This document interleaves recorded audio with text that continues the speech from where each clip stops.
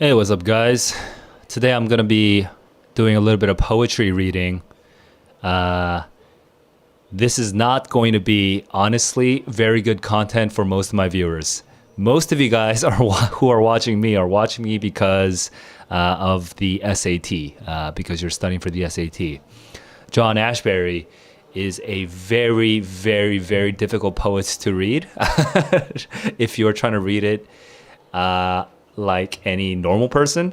So this content today is not. I don't think it's actually going to be popular whatsoever. I have no illusions about it. So I actually, if you're just curious about the kind of things that I read to like kind of heal myself, to make myself feel better when I'm in a funk, then yeah, just join in on the ride. If you're just curious about the poetry that's out there in the world, and you're willing to sit with me as I kind of orient myself towards poetry. I haven't read poetry in a long time. So if you want to just sort of be here with on the journey with me, then yeah, just you're welcome to sit there. Otherwise, I strongly suspect you will not be interested in what I'm about to do. But I am excited. That said, I'm excited about John Ashbery. John Ashbery is a poet whose best friends I read so much of. I read so much of Kenneth Koch, of Frank O'Hara. There are some other people besides them, but I read so much of Kenneth Koch and Frank O'Hara that like John Ashbery's just sort of been sort of next on the list for me. At least I used to read so much of Kenneth Koch and Frank O'Hara. Now I kind of want to move on to John Ashbery, and I love like 1950s, 60s, 70s American art and poetry. Is just of such a crazy and interesting time for me in history for art. And I don't know, it's just what I got into when I was in college. But I never really got into John Ashbery. Like John Ashbery, I remember like these intimidating, very smart seeming hipstery poetry poetry kids, telling me how John Ashbery is like really funny and whatnot. But I'm like, what the fuck? I don't understand them. I don't understand John Ashbery whatsoever. Like when I try to read John Ashbery, I don't get anything. So I remember that experience when I was like 20, and I want to revisit John Ashbery now. Just because you know what, it's September. It's the time when school starts, and I'm just getting that vibe of just wanting to read something really hard. And so today I wanted to do self-portrait in a convex mirror, but I don't think I have the energy. It's 11:30 p.m. right now. I don't think I have the energy to commit that hard. But right now I'm just gonna sort of explore. I'm gonna explore, and here we go. So, just going to remind myself of some general facts about Ashbery.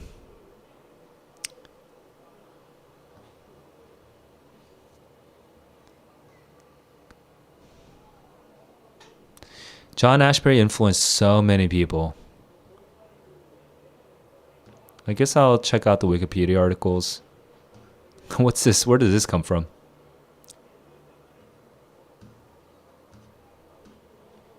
Maybe some YouTube videos might be pretty good. Because, yeah, he passed away 5 years ago now? Damn.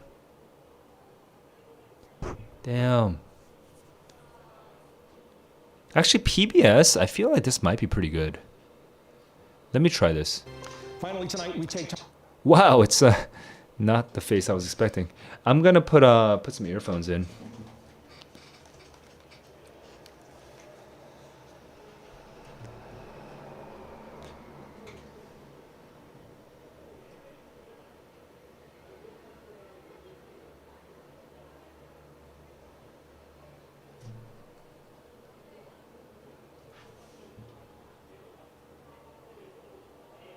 Okay, I'm having some connection problems, so I just need to do this.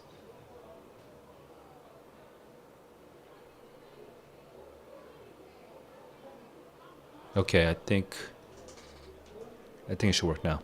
Time to remember a great writer Yeah, it and works. noted music. Now let me make sure that my Chrome audio is feeding into the. Okay, it is. So just testing. I'm going to just test the audio real quick. First, John Ashbery, considered one of America's most important and influential poets. So I'm speaking right now, and I don't hear my own voice right now in the. Oh, I see. Jeffrey Brown profiled him back in 2007. Here's an excerpt.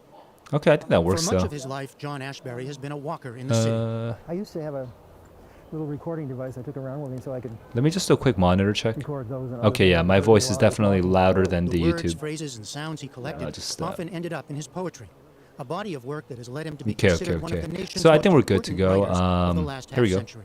Ashbery was born in Rochester, New York in 1927. So I'm gonna just quickly listen to this right now, just to remind myself of some basics. Here we go. 2.2. Noted musician. First, John Ashbery, considered one of America's most important and influential How come my audio is not working? Finally, tonight we take time to remember a great writer. What happened to my audio just now? Let me try that again. And a noted musician. First, John Ashbery, considered one of America's most Why is my audio not coming to me? Hmm.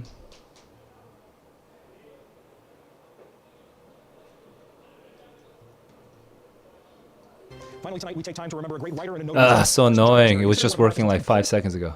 Okay. Let me try this on my Spotify real quick.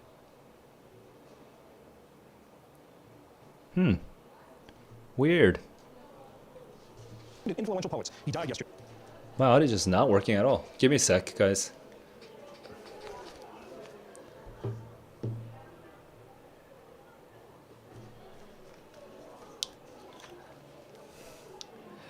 Yo, Top G. I'll answer you in a second, but let me just deal with this awkward technical issue.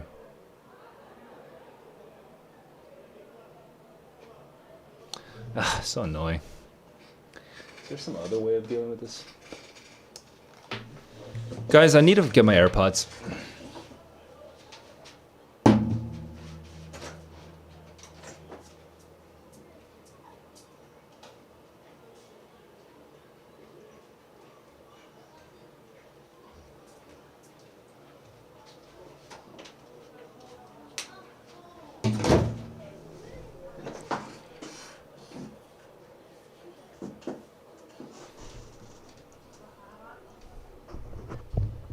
Okay, I should be able to hear from my computer now. Let me just double check. Ah, my Spotify is not even here.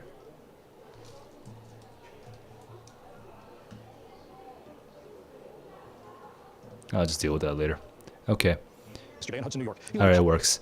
So, yeah, no, guys, that's true. Yo, Top G, today I'm sort of just chilling, really, and I really, honestly, it's like the end of the day for me, so I don't really want to get too into the SAT. So first thing I do want to say is, if you want more detailed help on the SAT, like right now, or even like 10 minutes ago, the Discord channel was pretty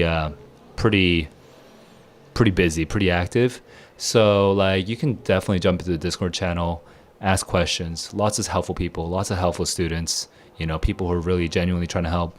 They're all there chatting. So yeah, like come into the Discord server, just ask questions. Today I'm pretty low energy. It is 11:40 p.m. for me. Also, I've just not been doing a lot of streaming recently just because I've been sort of in a funk. So I'm trying to just get through. I'm just trying to come out online, and I just want to have my sort of like me time reading poetry. I want to read poetry right now. So instant tricks for the passages, dude. All I can say is read it. Read it, dude. That's like my brand. My brand is read the passage. So read it.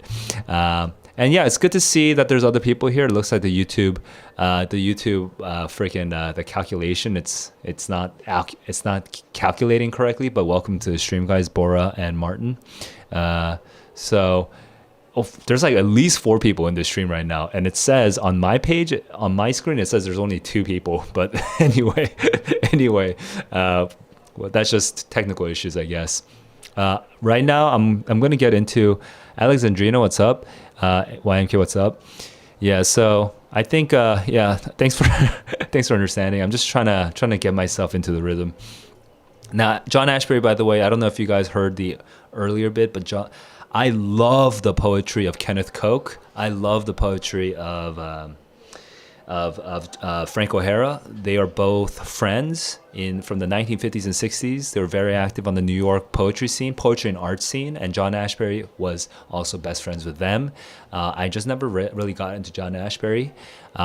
But if you look up his poetry, it's gonna be stupid hard. Like you're gonna try to read his poetry and you're gonna be like, what the hell is going on? It's like extremely hard for normal people to understand. It was really hard for me too when I was like 20. So I want to kind of go back into John Ashbery now that I'm older, and I'm just right now what I'm doing is I'm reading around him. I'm not gonna go straight into poetry because I don't think I'm ready for that right now. I'm reading around him, seeing what people said about him, stuff like that, just to kind of get my bearings in, get my bearings. And the Pulitzer Prize and the National Book Award, among many other accolades. This is when he died, when he passed away 5 years ago. PBS was doing this thing. I used to have a This is New York, dude. This is so New York. record those and other things. Wait, is this New York? This has to be New Words, York. phrases, and sounds he collected often ended up in his poetry. A body of work that has led him to be Wait, considered where one of his did most important. did John Ashbery teach? Was he at a university when he died? Now that I think about it, I don't even know. I don't think so. Writers of the last half century. Ashbery was born in Rochester, New York in 1927. As a young man, he and friends like Frank O'Hara and Kenneth Koch formed what came to be called the New York School. Frank O'Hara, Kenneth Koch, Some trees exactly. in 1956. In 1975, self-portrait in a convex mirror cemented his reputation and earned Ashbery a triple crown. Okay, this is a Prize, pretty National basic Award, overview National of Book his. Award. Now at 18, It's just he's like a sort of honored like a for his honor, being resume. named as MTV's first poet laureate. It's not very He also analytical. published more than 30 volumes of poetry, criticism, and essays, including in recent months a new book of verse, A Worldly Country, and a collection of selected later poems called Notes from the Air, which includes the poem This Room. The room I entered was a dream of this room. Surely all those feet on the sofa were mine. The oval portrait of a dog was me at an early age. Something shimmers, something is hushed up. We had macaroni for lunch every day, except Sunday, when a small quail was induced to be served to us. What a small. I remember that line. I remember that freaking line. I'm going to read This Room. Hang on. I'm going to read that. John Ashbery, This Room. I'm going to read that because I remember that line. I never actually read that poem before, but someone tweeted about that line. So I think I did read this poem at least once in my life before. But I'm going to read that poem. Dude, that line is so crazy. It's so funny. All right. Tell you these things. You're not even here. I talked with John Ashbery recently at his New York apartment. Notes from the air. Now, is that a good description of where words or phrases come from the air, in a sense? Yes, I would say that it is. Poetry comes God, from he's so out of- old. Or out at that of- time, he was out so of my old. unconscious mind. It's a sort of way dreams come to us and the way we get knowledge from them. It's, sort of It's funny because when I never really thought about the living John Ashbery when he was still alive. I always like knew him through his like pictures from when he was like in his like 30s, like 20s and 30s. Dude. Anyway, it's crazy that he like lasted that long publishing that much poetry. Spicy Cake is asking me if I'm taking the October SAT. No, I'm not. I was going to. Yeah. Long story short. It was stupidly expensive. It was very complicated. I was trying to go to the States, and it just was not working. So I'm not taking the October SAT. I really wanted to, because the October SAT is my last chance to take the SAT before it changes to what seems like the dumbed down version for next year, right? So I feel like starting next year is gonna be really dumb. Which will conversely end up becoming extremely hard on a very particular set of vectors. Okay, it's going to be dumb in terms of reading and going to be extremely difficult in terms of analytical reasoning or logical reasoning, abstract reasoning. I mean, and that's not going to be a good. It's not going to be a good. It's not going to be good. It's going to be very hard for kids. And I don't know. That's my predictions. We don't know. Those are just prognostications. Who knows what will actually happen? But I kind of don't like the way that the new SAT, the direction, from what I can tell so far, I don't like the direction of the new SAT. But it is very early, so I'm gonna withhold judgment for the time being. But yeah, I will be missing the October SAT, which is the final opportunity I have to get a 1600 on the current SAT. But sadly, I will not be able to take it. I just decided it doesn't work out financially in terms of my time, in terms of my schedule.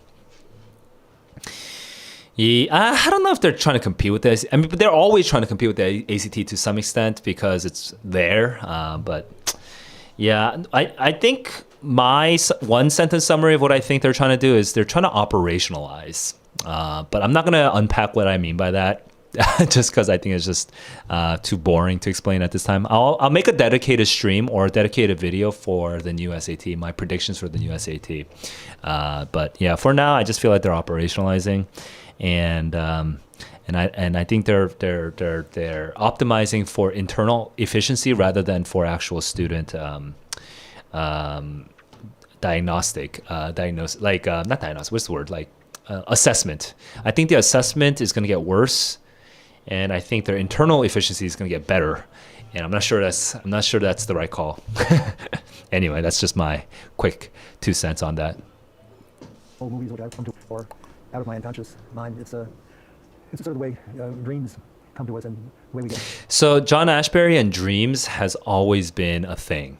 The way that he writes, I think the way he writes is very different from the way I write. But yeah, dreams and sort of trying to use the unconscious as much as possible. I think that's that's like his stamp on American poetry. We get knowledge from them through television, old movies, which I watch a lot of. Television, old movies, and Ashbery uses a lot of. Those notes God, he has a yes, he still drafts his poetry on an old fucking typewriter. Hard to read. An Ashbery poem often has no clear narrative. Hard to read. Humorous wordplay. No clear narrative. No clear narrative, bewildering if humorous wordplay, super class. Actually, I'm glad that I'm reading this because it's reminding me that my impressions of John Ashbery is not off base. You know, that's exactly him. These are exactly no narrative, bewildering wordplay, but sometimes they're funny. Bewildering if humorous wordplay. We'll party when the millennium gets closer, he writes in the poem Tuesday Evening. Meanwhile, I wanted to mention your feet. Okay, right. Suddenly the feet comes out of nowhere, which is just like this insane non sequitur. But in this tone of, meanwhile, I wanted to, right? So you feel like a formality, but then the feet comes out, which is like extremely intimate and very awkward, weirdly sexual, you know? Is it sort of a conversation with yourself going on? Yes, very often. Maybe not me with myself, but of two personalities in my head who are arguing and sort of ignoring me at the same time. They're arguing and ignoring you. I sometimes feel that's So you have this reputation for being difficult. Does that God. bother you? Well, it kind of does because I think that it precedes my poetry and may discourage people from picking it up and oh, he's so difficult. I'd have to read a book about him before I could appreciate anything that he wrote. Does a poem have to be understood in the way we normally think of understanding language? This is such a meta conversation because this is literally kind of the conversation I want to have with you guys. Like, well, you guys as in kids who may read poetry in the future, but like you don't have to understand poetry, understand what it means to appreciate poetry, but that is a huge leap because in the poetry that most people are reading, it's like inspirational, it's emotional, it's kind of like relatable, it has substantive meaning. It has meaning about the substance of the world out there, like people loving each other, crying, fighting with each other, recovering from wounds, becoming a better person, becoming a shittier person. That's substantive meaning, you know. It's actually means stuff out there in the world, and it's like narratives that we can build in our head. But not all poetry and not all art is like that, and that's a big jump to make. And is it a healthy jump to make? Some traditionalists may argue it's not healthy, that this modernist jump is nonsense. It's anarchical. It's harming the minds of the youth. It's corrupting the minds of the youth. But it exists. If you want to engage with that, if you want to engage with this thing, you have to be okay with letting go of substantive meaning and just letting the language, the material, the texture of the language itself be its own object of attention. Well, I never quite understood about understanding. My ideas for poetry. I never quite understood about understanding. What do you mean by that? When listen to a piece of great music, say, and feels This is a good metaphor, though. wants to put this feeling into words, but it can't be put into words. That's what the music has already supplied the meaning, and words will just be superfluous after that. But it's that kind of verbal meaning that can't be verbalized that I try to get at in poetry. John Ashbery was 90 years old. And that is one of the I think the what do you call it? The pivotal metaphors for poetry in the 1950s. For the new American poetry in the 1950s, the New York School of Poets, right? Because they were getting a lot of their inspiration from painters, and and the surrealists and other people. But anyway, but the painters, it's not like you don't have to there's no meaning for every brushstroke, right? You know every brushstroke doesn't mean some sort of story about a person who is suffering, right? Especially in the 1950s, you had abstract expressionism, so you just had the action of painting and like these brushstrokes and the dripping and the whatevers, and the physical action of the painting was the thing that was being represented on the canvas. And that was the leap that the poets made, the New York School poets made. They were like, well, the words themselves are like textures, they're like brushstrokes, they as together they don't have to mean anything. They don't have to point to something in the world, but the actual sound of it, the texture of it, the sort of the sort of interplay between these different words, that itself could be the experience. Okay, so I'm actually right now I'm caught up back to my sort of like poetry 101. Like I'm caught up back to I guess it's not really poetry 101. It's more like poetry 301. But I'm caught up back to that level. So let me. That was a very nice little overview. Let me just do a little bit more digging around for something. Like right now, what am I curious about with regard to John Ashbery? I want to know a little bit more analytical. What I just got was very PBS, very, very broad, very sort of like meant for people who watch PBS. So I want to get, it's like a very general audience who's like a very general audience of people who are very curious by the people who watch PBS. They're awesome people, by the way. It sounded denigrating, but I don't mean that in a denigrating way. But I want to have a little bit more analytical. So I want to see something that gets me a little bit more deeper understanding. Sounded in poetry the tones of the age, which is an interesting metaphorical way of describing him. But like John Ashbery, his ear is kind of the filter for the age, and his words will kind of like convert the age into the page.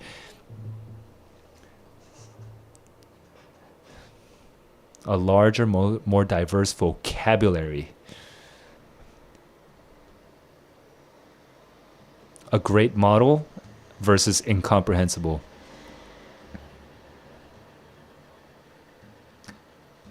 Controversial. Homegrown surrealist. Okay. Do I want to know more about his background? I kind of know the rough, broad strokes, so I'm okay with that. Okay, maybe now I want to focus on what poem I want to start reading with, but I already did have This Room, which is a late John Ashbery, and like I'm happy to share this one because it's very short, and also there's like this one line that's like hilarious. Okay, here we go. I'm just laughing thinking about it. I already know. I sometimes randomly walk around Seoul, this city of Seoul, Korea, and just sometimes randomly remembering this line. Anyway, here we go. This room. The room I entered was a dream of this room. Very meta. Surely all those feet were mine. The oval portrait of a dog. By the way, oval portrait of a dog is insane. Was me at an early age, which is also insane. Something shimmers, something is hushed up. We had macaroni for lunch every day, except Sunday when a small quail was induced to be served to us. Why do I tell you these things? You're not even here. Dude, this is such a good poem, dude. Oh my god, it's such a good, funny, weird, surreal, self-aware, absurd poem. Like, the room I entered was a dream of this room. Surely all those feet on the sofa were mine. That's like creepy, And then there's a fucking oval portrait of a dog, which, because oval portraits, when were they made, right? They were made a long time ago. Like, the oval portraits, they look like, there's a thing by Edgar Allan Poe called the oval portrait. But yeah, like you should be imagining like this kind of portrait, right? And man, all of them are so creepy because they're all like Edgar Allan Poe inspired. But they're not always as creepy, right? This is like a normal oval portrait, right? So but yeah, they're like, I actually don't know the history of these things. When did they exist? But yeah, like it's such a, actually imagine. I feel like I've seen a famous dog over portrait painting. It might be like a surrealist one. This is actually legit here. This is so funny. This is so funny in that kitschy way. But I was thinking something more like this. Yeah, something sort of like kind of ironic.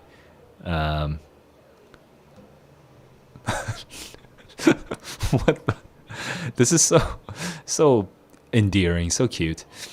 This is so cute. I'm just trying to imagine being like a 70-year-old, like a harmony, like a 70-year-old grandma, with this precious over portrait of a pit bull.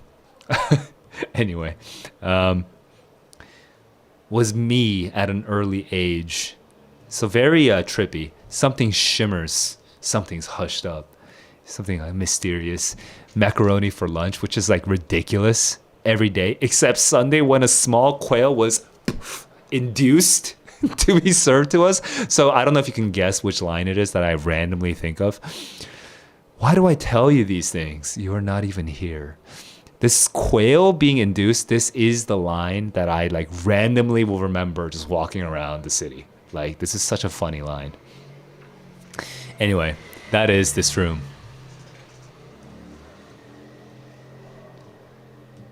A small quail was induced. All right, that's this room. Let's try to find a different poem. Something also short. I don't want to do anything long today. Something easy. Easy. Let's do easy John Ashbery poems. The thing though is I actually don't know which poems are easy. Like I have to actually like read through them. All right, poetry.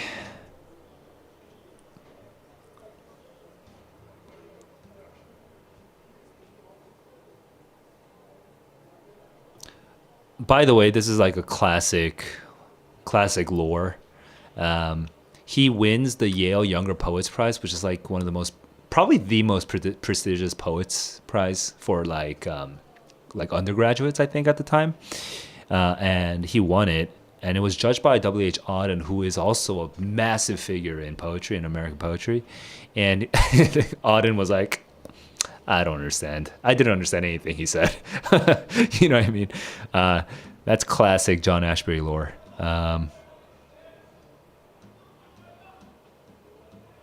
Good. This is all about his sort of accolades, so I don't want to get into it. Oh, his phenomenological eye fixes itself not so much on living and doing as on the act of composing.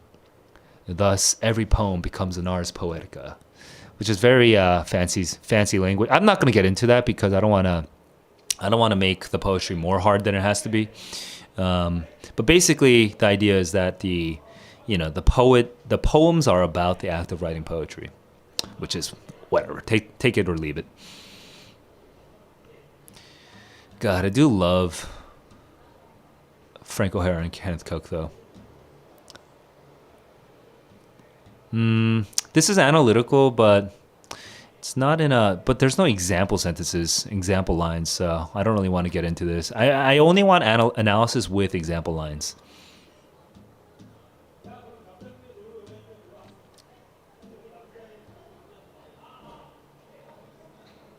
Okay, these are just people's reactions. Maybe, is there any... Oh my god, there's so many reactions. Holy crap. Where's the... I don't want... That was not a very good... I mean, it was not good for me. I wanted, like, actual references to specific poems.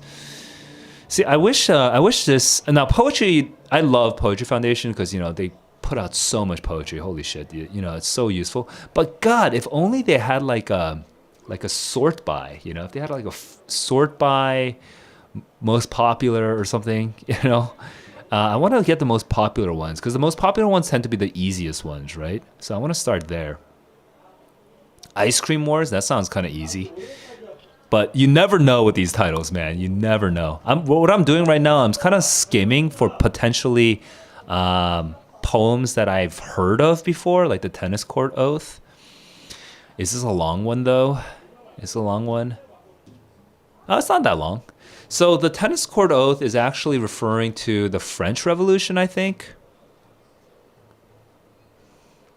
And it's a thing that happened that I don't fully know about, so I'm going to quickly remind myself what it is.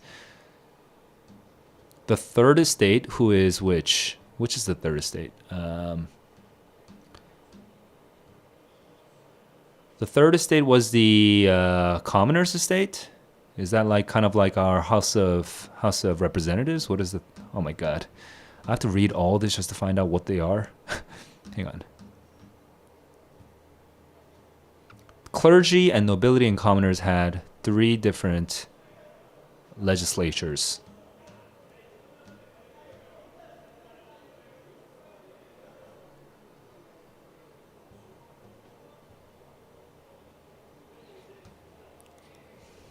Okay, yeah. The third estate is the commoners, all the others. Okay, there we go. That's all I really want to double check. Holy crap. And then now I just want to figure out what the tennis court oath was. Not to separate and to reassemble wherever necessary until the Constitution of the Kingdom is established in 1686.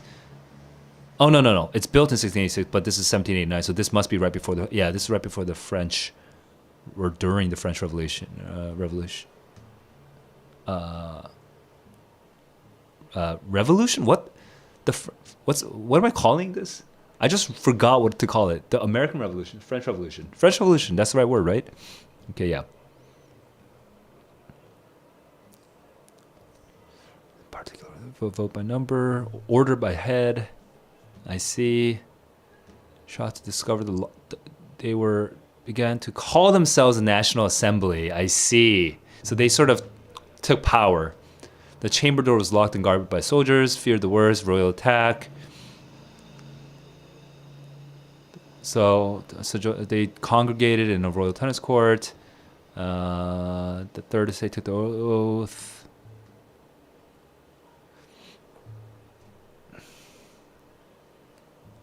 Huh. Wait, why is that not clear to me? What the heck? Like, it's not clear to me what the significance is from that first paragraph, which is not... Here we go. Why can't I zoom? There we go. The French citizens formally stood in opposition to Louis XVI. I don't know what Louis XVI means personally. I don't know what he stands for, but I assume he's just he's a tyrant.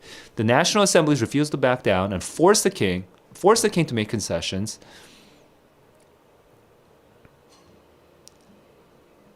Okay, it was inspired by the Declaration of Independence, so I really feel like I should know more about this. The oath also inspired a wide variety of revolutionary activities in the months afterwards, ranging from rioting to renewed calls for a written constitution. It reinforced the assembly's strength, and although the king attempted to thwart its effect, he was forced to relent. He requested the voting occur based on head counts, not on the power, which gave the people more power. Preceded the abolition of feudalism and declaration of the rights of man and the citizen. Okay, so this is basically the beginning of the French Revolution. Following the 100-year celebration of the oath in 1889, what had been the Royal Tennis Court was again forgotten and deteriorated. Prior to World War II, there was a plan to convert it into a table tennis room. Was an opportunity to restore the tennis court. So they were gonna fight for the Constitution. I see. Okay, so I just wanted to know that because that is what this thing refers to. And also, it's just a bit of history that I feel like I should know. So I wanted to know that. All right, this is a famous one, right? It's a famous one, I assume, because the Tennis Court Oath, that whole collection is very famous. So let's see. I've never read this before, I think. So we'll see. We'll see what happens. What had you been thinking about? The face studiously bloodied, heaven-blotted region, loving you like water. Terrible breath in the way, all of this.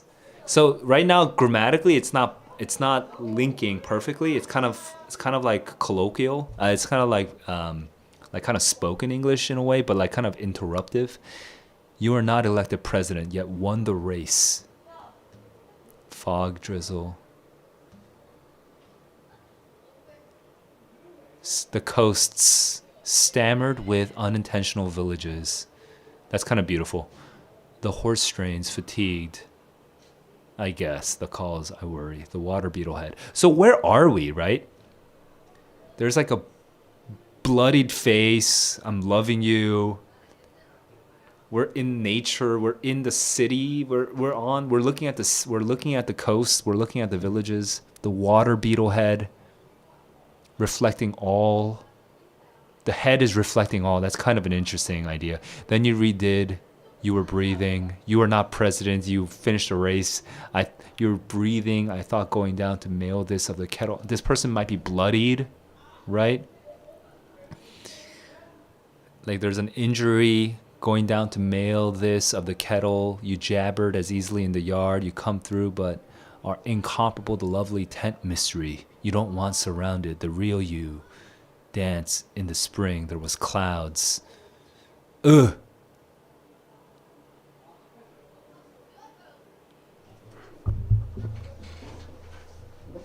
The lovely tent mystery you don't want surrounded. The real you. Dance in the spring. There was clouds. Okay. I have nothing to hold on to. I'm going to keep going. The mulatress. The mulatress. Woo. Mulatress? Mulatto? Mulatress? Mulatto. Mulatress. I'm trying to just like pronounce that thing. Muleteer. Actually, I want to...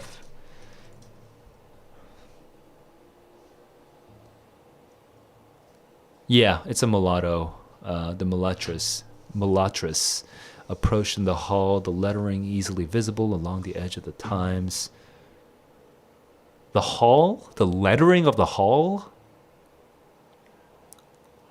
Oh no, there's a Times newspaper. In a moment the bell would ring, but there was time for the carnation laughed. Here are a couple of other... Okay, so the grammar is basically impossible to parse at this point. It's just like... It's not exactly... But then the carnation laughing is a crazy thing.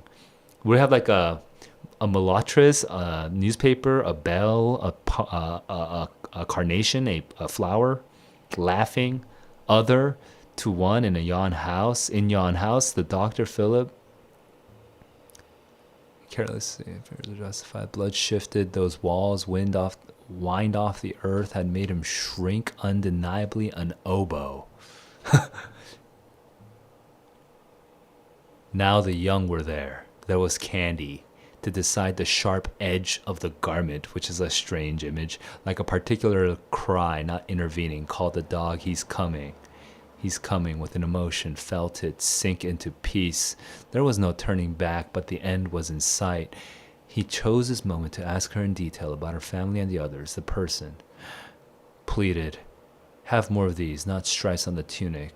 Or the porch chairs will teach you about men, what it means to be one in a million, pink stripe. And now could go away. The three approached the doghouse, the reef. Your daughters dream of my son, understand prejudice, darkness in the hole. The patient finished. They could all go home now. The hole was dark. Lilacs blowing across his face. Glad he brought you.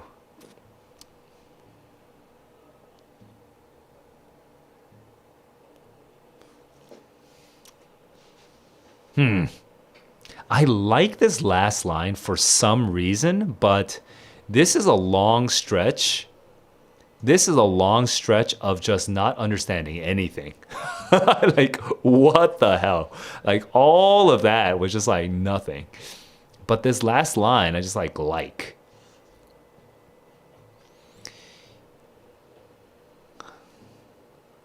What had you been thinking about? The face studiously bloodied, heaven-blotted region. I go on loving you like water, but there is a terrible breath in the way.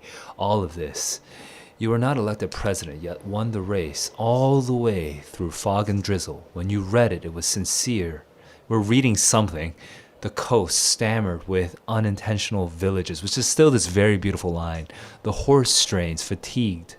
I guess. The calls, I worry. There's a horse, there's a race, there's all this stuff, but it just like surrealistically just moves on to the water beetle head. Why? Of course, reflecting all, which is this crazy idea too. Then you redid. You were breathing. I thought you were going down to mail. I thought going down to mail this of the kettle. You jabbered as easily in the yard. You come through, but are incomparable. The lovely tent mystery. You don't want surrounded. The real you dance. In the spring, there was clouds. We're in nature, but we're also in a tent where there's like horses, and then there's this reading, and then there's like the mulatress in the hall. We're in the hall of some tent. The lettering. There's a lettering. There's a bell. There's a carnation that's laughing. Here are a couple of other, whatever the hell that means, to one in yon house. There's a house. There's a doctor. There's a Philip had come over the road, turning in toward the corner of the wall, his hat on. Reading it carelessly, as if to tell you your fears are justified, which is scary. Okay? The blood shifted, which is also weirdly uncomfortable. You know those walls wind off the earth, wind off the earth, wind off the earth, I don't know, had made him shrink. Undeniably, an oboe. Now he's turned into an oboe or something. Now the young were there. There was candy to decide the edge of the garment, which is sharp, which is like crazy, like a particular cry not intervening called the dog. We're calling a dog, but it's a particular cry that's calling the dog. With an emotion felt to sink into peace. No turning back, but the end was in sight. There was no turning back, but the end was in sight. There was no turning back. There's no way to do it, but the end was in sight. So it's like this fear, but already this reassurance. But that's just kind of an interesting combination of two phrases, right? Two cliches that are just like smashed together. And so they don't really, so now those two cliches are like in direct opposition. You know, that was kind of an interesting line, just as a line. He chose this moment to ask her in detail about her family and the others. There's this her, which came out of nowhere. It could be the mulatress. It could be anyone else, though. The person pleaded. This period is insane, and I don't know how to understand that at all. Have more of these, not stripes on the tunic. A tunic is a type of robe, right? So, oh God, it's always a game nowadays. Right. Or the porch chairs will teach you about men or what it means. The porch chairs will teach you about men, whatever the hell that means, what it means to be one in a million. This quotation is also insane. Pleaded, have more of these, not stripes on the tunic. Or the porch chairs will teach you about men, what it means, which is a crazy quotation. To be one in a million, pink stripe, and now could go away. The three approach the doghouse, the reef. Your daughter's dream of my son. Understand prejudice, darkness in the hole. The patient finished. They could all go home now. The hole was dark. The hole was dark, which is like a weirdly obvious but funny, and like it's like an inversion of a cliche, the dark hole. But like, because all the language around it is so unusual, like this feels very, the hole feels very dark again. Most dark holes aren't very dark, but this hole is very dark to me. You know what I mean? Lilacs blowing across his face, glad he brought you. And there's this face, right? And this other face. And he brought this person who is you, and I think this you is the same face over here. It feels that way. I go on loving you. This face of somebody I love, who is studiously bloodied, and now he was brought. You were brought by this him, and this lilac is blowing. Dude, it's such a crazy. You know what's crazy about this poem is, what's up, guys? What's a working study in Shike? What's crazy about this this poem is like, when I read it, like, I don't know what it is, but I keep reading it. And it's easy in a way that's, like, I've read other hard quote unquote poems that are basically obtuse. You don't know what it's saying. And here I don't know what the hell it's saying either.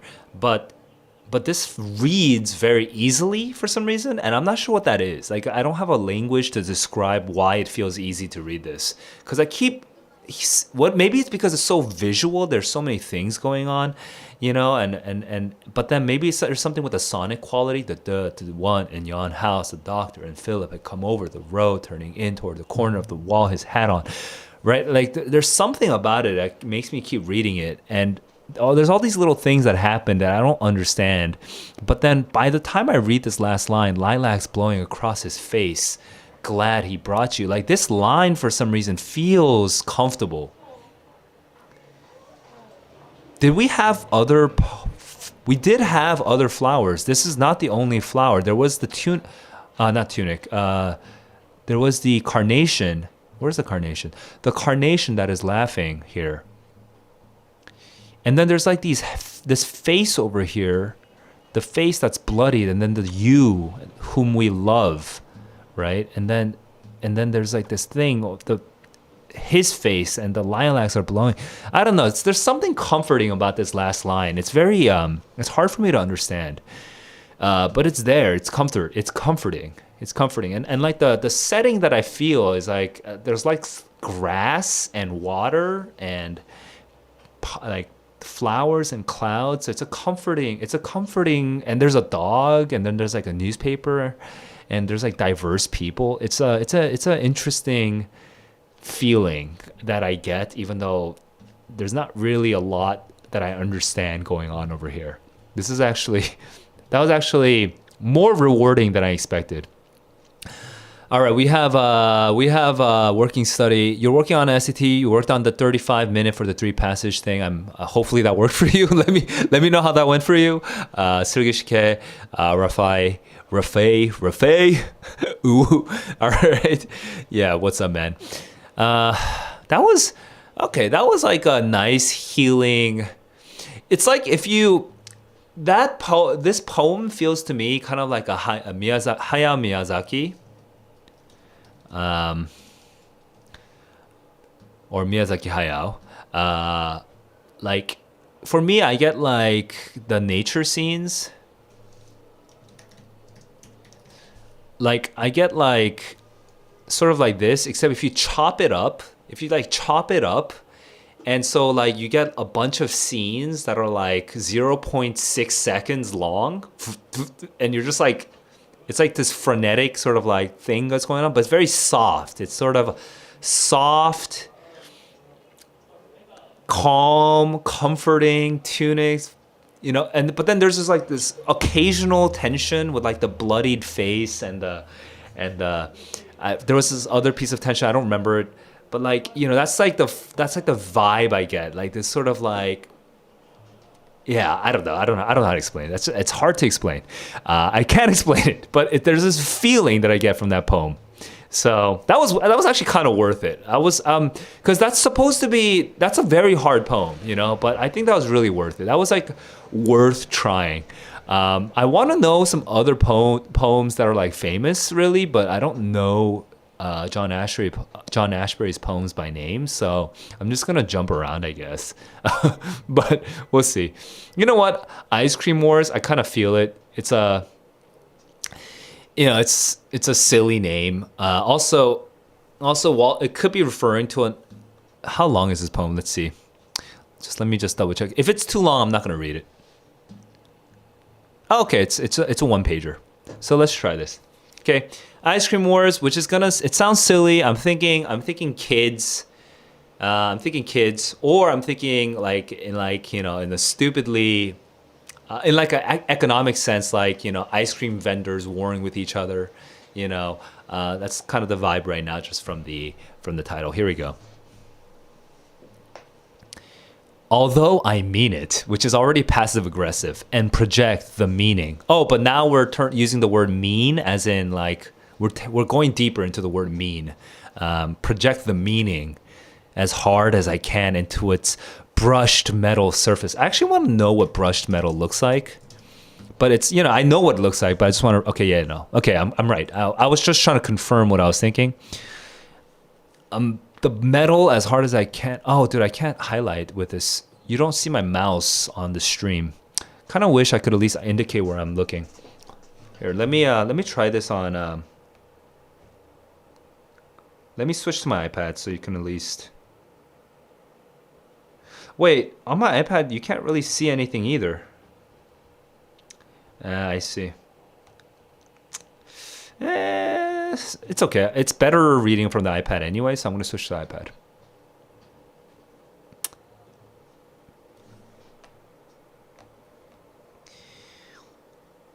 Although I mean it and project the meaning as hard as I can into its brush metal. So we have like an abstract and a concrete thing colliding into each other. It cannot, in this deteriorating climate, whatever that means, pick up where I leave off. This meaning can't go on. It sees the Japanese text about two men making love on a foam rubber bed, sure, as among the most massive secretions of the human, which is gross as fuck, by the way, of the human spirit. Oh, God. Ugh. And now this ice cream sounds a lot like cum, you know, like, are we going with the sexual meaning of ice cream? As among the most massive secretions of the human spirit, its part is in the shape. By the way, John Ashbery and Frank O'Hara, not Kenneth Cope, but the other guys were very, I mean, a lot of artists are homosexual, so they, especially like 1950, you know, you gotta know, he was also homosexual. Its part is in the shade beyond the iron spikes of the fence, mixing red with blue. The part of the meaning is in the shade beyond the spikes of the fence, which it's a hard fence for me to even imagine, mixing red with blue. As the day wears on, those who come to seem reasonable, so those who come to seem reasonable are probably a bunch of scam art. What do you call it? I'm thinking 사기꾼 in Korean, but what's scumbags? Those who come to seem reasonable, or they are apparently not reasonable. They're shouted down. Why, you old goat? Look who's talking. Let's see you climb off that tower. I'm overwhelmed at this point. What the hell is going on? Because this vernacular to why, you old goat, is very old. Look who's talking is very urban. Let's see you climb off that tower. Why is there a tower? The waterworks architecture, which is kind of an interesting combination of two words, both stupid and grandly humorous at the same time, is a kind of mask for him. Like a seal's face, time and weather don't always go hand in hand as here.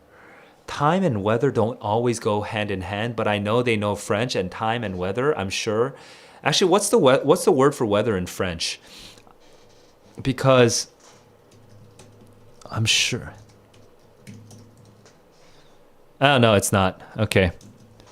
What's the word for weather in Spanish? I'm just trying to remember this. Clima. El tiempo is what I was thinking. El tiempo. Right. El tiempo is what I was thinking. I wonder what that... Yeah, but I'm just thinking about that. Because that's also... I forgot that they share the same root in some languages, time and weather. And it's such a weird... Like, why does time and weather have the same root, right? Or does it? Am I right? But I think I'm right. But like, it's so interesting to think of time, in English at least, time is such an abstract thing. But like weather isn't. Weather is concrete. It's very real, right? And thinking of it as coming from the same place is interesting. Like, we understand our time through the passing of the clouds or something like that. It makes time more beautiful and more real, you know? Also, stupid and humorous like a seal's face is also a hilarious fuck. You know what? Stupid and humorous is such a good burn for a seal's face, honestly. and I don't know. It's just a weird. Sure. Stupid and grandly humorous at the same time is a kind of mask for him, like a seal's face. I missed that joke earlier. Time and weather don't always go hand in hand as here. There is a place where time and weather is always hand in hand. I want to be in that place. And you know what? This gets me back to Miyazaki Hayao. That sort of like picturesque, time and weather always going hand in hand. Sometimes one is slanted sideways, disappears for a while. Time will disappear for a while. It's slanted away. The weather is here, but time is just going away. Then later it's forget-me-not time. And forget-me-not is a type of It's a type of flower, right? Let me just double check. Forget me not. It's a plant. It is a scorpion grass. That's a not very pretty. Forget me not is a much prettier name than scorpion grass. Holy shit. It's also a. Why is it called scorpion grass, dude? That's such an ugly name. Because of the spiraling curvature of its inflorescence, which is probably the way that it fluoresces. Which, sure, yeah. Anyway, Forget Me Not is such a cuter name. Gonna keep going back. Oh, I just realized I'm not even on my computer anymore. So I was just looking at this, guys. I was looking at this. I failed to show you the thing. You know, I just have to not use this screen, so I'll have to do everything on my iPad.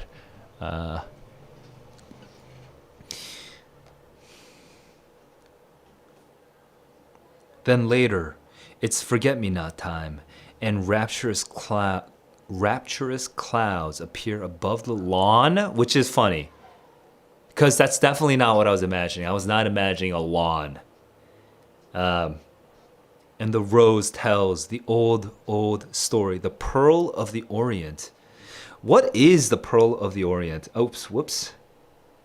What the hell? Come on. Okay. What is the Pearl of the... What the hell just happened?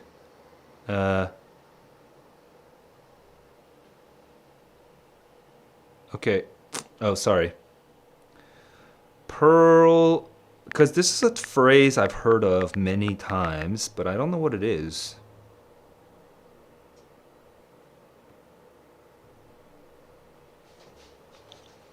Oh, it refers to the Philippines. What? It refers to many places in Asia. Okay, I see. It's just a generic complimentary word for places in Asia. But now I want to know the original. When was it first used?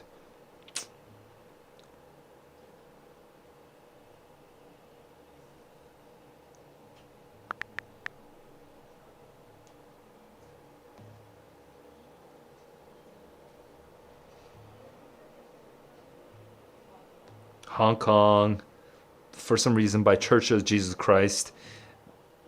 Everyone just uses this word for their own marketing.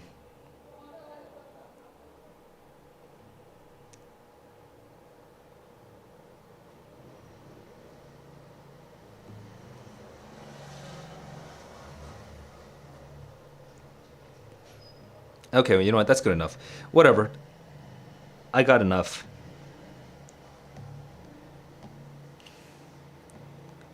The rose tells the old story, the pearl of the Orient, occluded and still apt to rise at times. The story is occluded, like occluded, and it's still apt to rise at times? That is confusing as hell. A few black smudges on the outer boulevards, like squashed midges, and the truth becomes a... That's such a stupid pun. But it's kind of weird and interesting, actually. What happens if a truth becomes the flowers are making you hungry? Don't say that, because I'm actually fasting for one day, not a long fast, but I'm gonna not. I skipped dinner today. I'm gonna skip breakfast and lunch, and then I'm gonna break my fast next. Maybe I should extend it. Like, that's too short. I might break my fast next Monday, next breakfast, or tomorrow for dinner. A few black smudges on the outer boulevards, which is an interesting thing, because when you think smudges, you're not thinking of roads. Like squashed midges, which I don't even know what midges are. But like, it's like a... Oh! There's like a insect called a midge? Oh. No, thanks. Huh. By the way, we're not anywhere close to ice cream at all, unless it's this like... I don't know what the hell is going on. The ice cream... And the truth becomes a hole, which is a funny idea. something one has always known, a heaviness in the trees. Weird and interesting. I like this right now. And no one can say where it comes from or how long it will stay. A randomness, a darkness of one's own. That's kind of dark and interesting and inverted and very trippy. The truth, a few black smudges on the outer boulevards, because I'm thinking right now of Shanghai, maybe Hong Kong. Because here, we were briefly at a place, we were briefly referencing a place where time and weather always go hand in hand, which is like an interesting, beautiful sounding place. But not all places are like that. Time and weather don't always go hand in hand. Sometimes one, as in time or weather, is slanted sideways. It disappears for a while. Then later, it's forget-me-not time, and rapturous clouds appear. And there's this rose that tells this story of the pearl of the Orient. A few black smudges on the outer. So when I'm thinking smudges on the outer, I'm thinking of like margins on a page of a book, right? The rose is maybe like a book talking to me or something like that, right? It's kind of like two images, overlaid on top of one another. And then we have these squash midges, and the truth becomes a whole, like, which is fucking crazy. Something one has always known, which is also fucking crazy. And then this whole is like a heaviness in the trees. And no one can say where this truth is coming from or where or how long it might stay. It is a randomness. It is a darkness of one's own. That's such a crazy. The velocity of this poem just like picks up so fast at this very end with this whole, because it's easy to kind of, at least, I don't know what it, I mean, it doesn't really mean anything in an obvious way. It just means what it means, like it's a whole. But it's easy to visualize a whole, kind of. But then there's the trees, and then it's a randomness, a darkness. I don't know if I like this as much. I like the other one more. But there's a lot of energy in this, like weird sexual energy at the beginning, and then this like sort of dialogic, like that, like people chatting, and then this stupid face, and then this flower talking, and then this hole. There's a lot of things that kind of like bring a lot of energy into this poem, but I don't know. It doesn't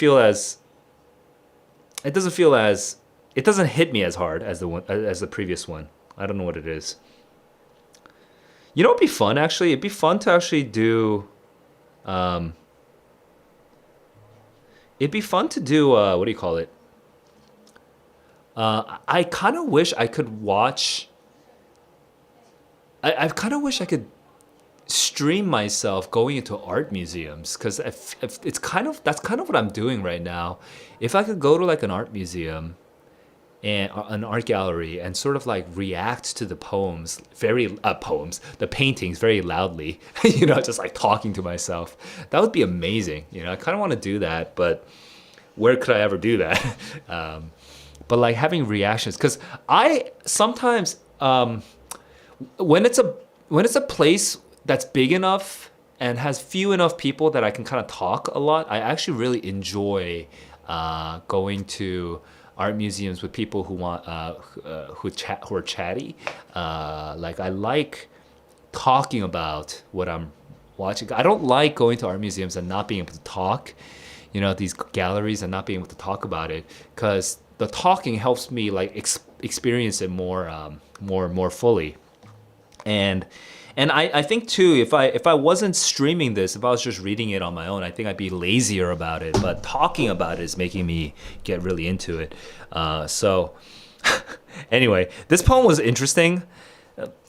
Don't get it as much, don't feel it as much as the previous one, but you know, whatever. That was that. The smudges are just feces. Maybe, you know, I guess it could be. It could be, dude. The truth becomes a whole. I'm glad you vibed with the truth becoming a whole. Yeah, rent out one day when I make that money, when I make that poetry streaming money. That's where all the money is, right? You know what I mean? God. Should I do one short poem? I want to do a very short poem. but I don't know which poems are short. Flowering Death is not a very interesting name.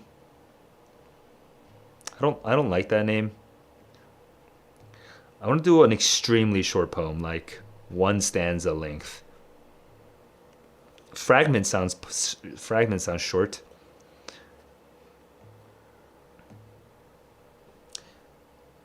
Okay, it's not short. Hotel L'Autrement.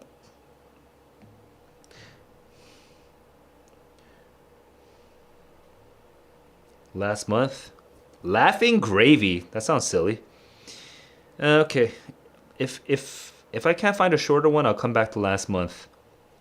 Laughing Gravy.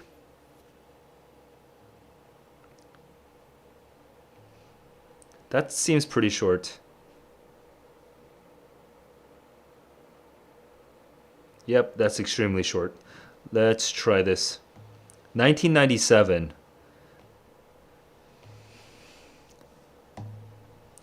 The crisis is just past. Uh-oh, here it comes again. Which is kind of silly in like a sort of Looney Tunes way, by the way. Like the crisis has just passed is kind of heavy sounding. Sounded like newscaster, like weathercaster, sort of. The crisis has just passed. Uh-oh, here it comes again. It's very Looney Tunesy, very tonally. There's a tonal clash right there. Looking for someone to blame itself on. Blame itself on. You, I, all these people coming in. The last time we necked, right, which is an old. I don't know if you kids use the word necking anymore. I noticed this lobe on your ear. What the? That's actually that's a funny line, by the way. Last time we necked, which is like last time we were making out, I noticed this lobe on your ear. Just...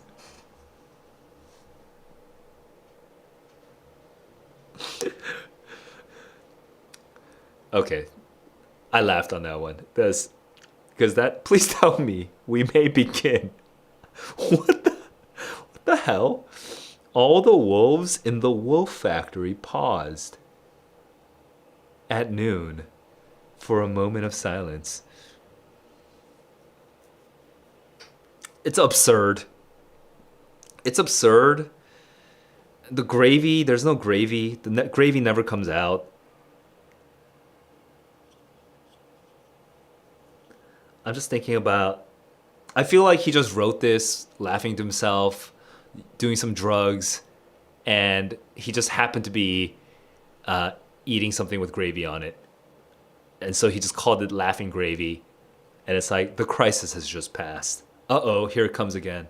Looking for someone to blame itself on. You, I. It's like a friend who got pissed and left the room and came back in. All these people coming in. Last time we made out, I noticed this on your ear. There's this lobe, by the way. Please, tell me we may begin. Like, whatever the hell that means. We may begin having sex or something, whatever the hell that means. All the wolves in the wolf factory paused at noon for a moment of silence. I do feel like, though, you know what? Actually, my situational sort of picture of someone who's very upset leaving the room and coming back, and then all the wolves pausing, like all the people pausing, like awkward, like, oh no, she's back again, or he's back again, right? Like, this is like kind of getting that sort of this poem feels like a kid who is like, there's like 8 people in a room, and the situation is very tense, and the reason that it's tense is someone was arguing and they left the room and they came back, and everyone tenses up again. Everyone got chilled out. They calmed down, they kind of relaxed for just a moment, but then that person comes back in to say something else, and so everyone tenses up again. And so, uh-oh, here it comes again, and all the wolves in the wolf factory paused.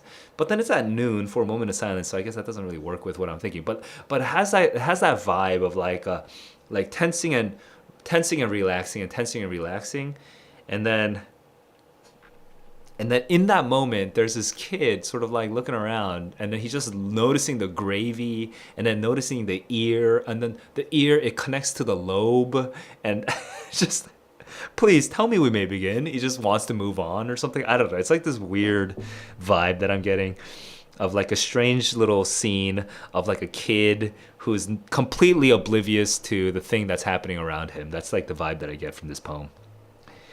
Ugh. Okay, well, that was it. Back again for the necking. Yeah, back again for the necking. Sheesh. Yeah. Yeah. Necking is a good word. Necking is a very evocative word. You know, it has its own sort of like, who uses the word necking these days, right? I like how the dictionary specifically has to say that does not involve stimulation of the genitals or sexual intercourse, right? Because this is dictionary talk. What? There's a word necking in engineering? That's hilarious. Okay, well, now that I'm reading, it's not very hilarious. Yeah. Yeah, no, it's a good word, though. It's a good word to know. It's useful at times.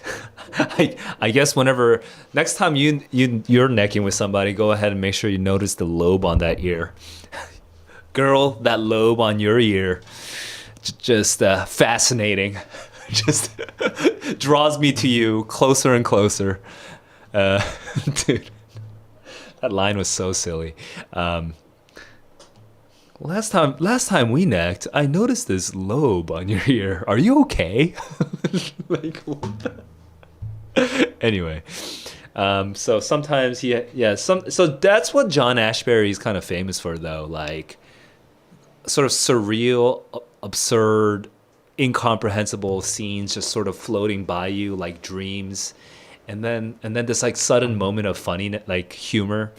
Like, you don't really understand it, but you're just sort of laughing and moving on. And then that's kind of like John Ashbery's, I think, mode, his style. That's as far as I understand. I'm less into it for some reason than the other guys, but I'm going to try more John Ashbery in the coming days. It's just reading poetry is how I get my. It's how I get my. It's just how I heal. You need to go back to base and heal, right? In games, it's just my base is poetry. So that's it for me today. It's already 12:40, so I'm gonna go sleep. And tomorrow, hopefully, I'll have enough energy to actually do something about the SAT. So, Rafe, thanks for all the commentary, by the way. It seems like you were actually into the poems with me. So, that doesn't happen very often. But I'm glad that you and I could vibe on the poems a little bit. and I'm pretty sure this is not going to be a very, very popular set of streams, but I do want to keep doing more poetry here and there. All right, guys, that's it. As always, in everything you do, keep on learning, keep on growing. I'll see you guys in the next one. Deciphering poggers. Deciphering and poggers should definitely go into a line of poetry somewhere. All right, guys. Peace.